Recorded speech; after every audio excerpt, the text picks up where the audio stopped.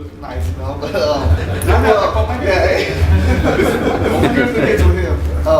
You know, we cater to a different type of crowd, but you know, so we're not charging the $2,000 for an event. You know, on average, 600 to 800. You know, it depends on how long we go and what we're playing at and what we'll need there, the lighting and all that. You know, which is one thing I love coming here, even though like so when you're typical mode DJ, we learn a lot from you guys. You know, sometimes I enjoy just hearing conversations amongst yourselves, and I won't say anything, but I just sit there and I'll listen, and I say, oh, you know, I see how X DJ does this, how Mikey might charges for this, you know, how Jason Yearly always talks about, you know, learn about different types of music, you know, and there's a cup of tea in your hand. Yeah, you know, we're like, hey, you know, so we're saying, hey, you should do that now, and hopefully, you know, we can, you know, inspire other people. How Jay, you know, Jonathan. It all started with Jonathan. You know, I had to stop DJing for years. I got kind of burned down the whole mobile scene. I stopped DJing. One day a friend of mine's like, oh, well, you gotta check this guy out online. You know, he does these 10-minute mixes. And I was like, oh, you know, 10-minute mixes. I'll check him out. And I was like, wow, this is great.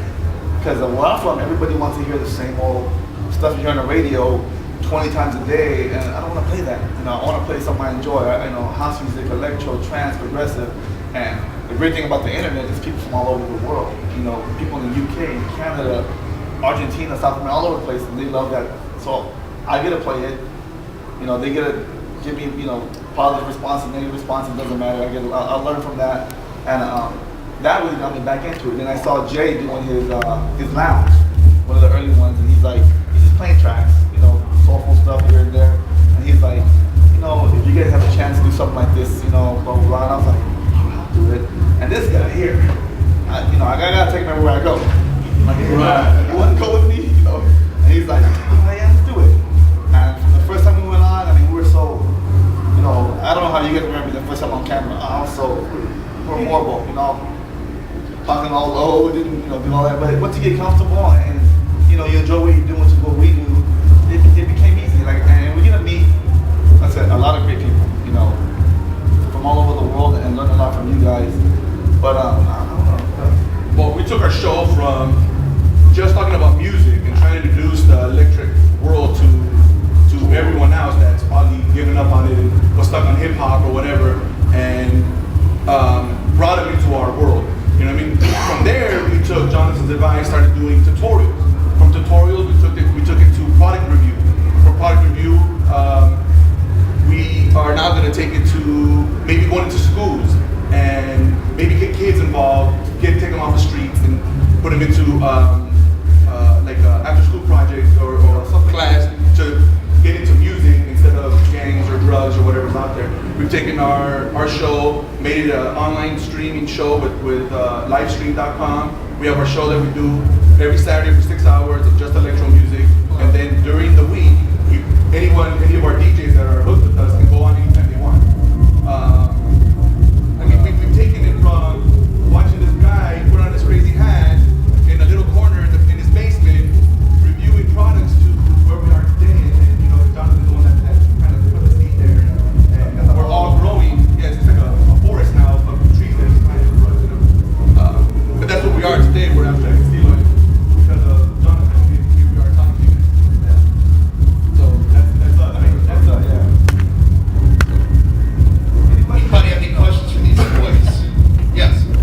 How do you advertise for your services? Because obviously you do specific type of gigs. We don't advertise. People come on and say, I saw your YouTube channel. They're looking. I want your music at my party. You know, like, they won't tell you, put Snoop Dogg about, put this on.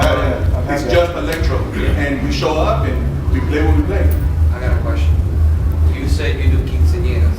I've done people. Yeah. Both of you. Yeah. How do you introduce electro to an 80-year-old woman? Well, wait, no, check this out. I just did this on Saturday, which was crazy. I mobile DJ with my brother-in-law. I don't like doing it, so I just do the lighting and I sit back and let him do all the mixing. All right, your typical quinceañera, you play your salsa, your merengue, your rancheras, and everything that I can't stand. Sorry, do you MC the entrada? Yeah, I have to do the whole MC. Well, I'm the one that doesn't, because I'm not being stuck in my traditional entry. Yeah, so I gotta do it in Spanish or whatever I do it. It started with the Mexican music. They did the whole waltz, the whatever the quinceañera.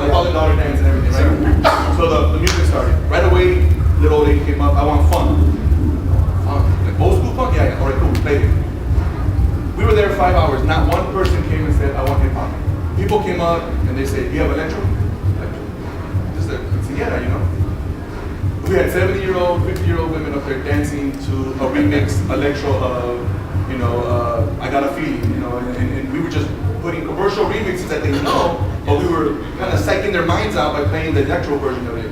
So they were out there like, oh my God, this bass is out of control, but they did not get off the dance floor, which was crazy to us. Playing the mainstream song, but in electro Formats. Like I've a always, remix. I've always said that, like on our show, I've always said electro mashups is like the gateway drug to The rest of EDM. the rest of the EDM world. You know what I'm saying? And it is because We can play an electro track that, you know, by Chucky, Let the Bass Kick, you never heard it, you might like, I don't know. I got one last question.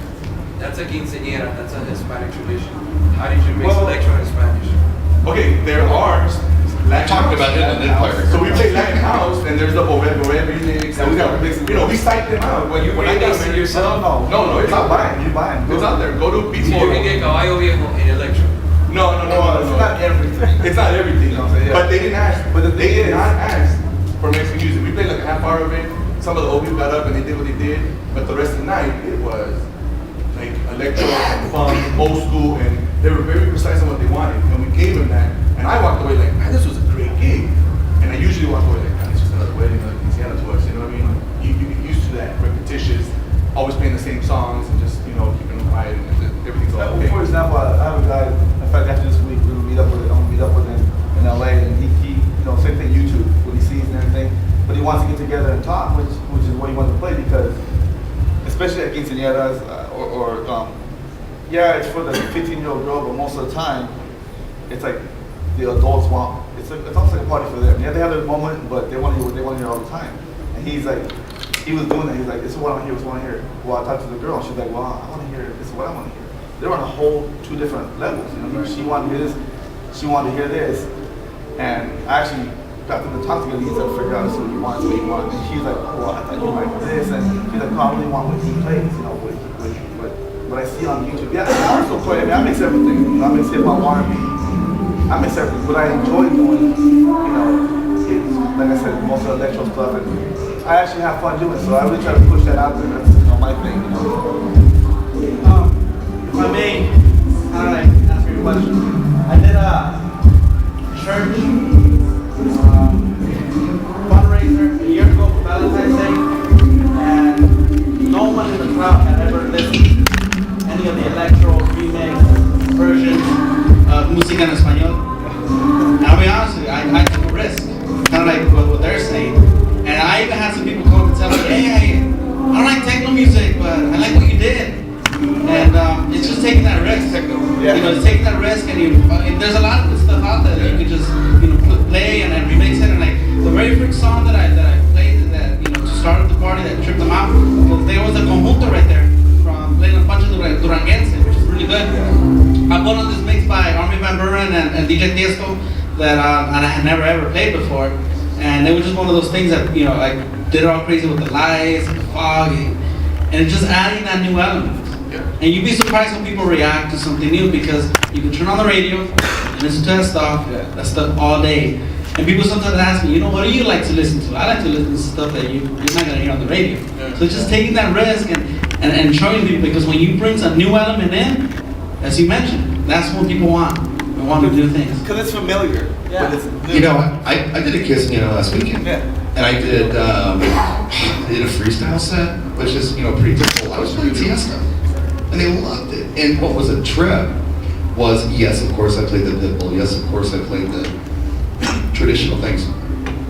But when I played, like, Deadmau5, of all things, I got the older people out. And I think the reason I got them out, and I'm just speculating, I don't know, I think it's because they were so incredibly disgusted with the Pitbull. And it was just, oh, this has a beat that I understand, and they came out, but they really liked it. So, Yeah, I mean, we don't just bam, here's, you know, Deadmau5. We try to ease them into like the commercial stuff, whatever. Every now and then throw something you might not normally hear on the radio, but we try to keep it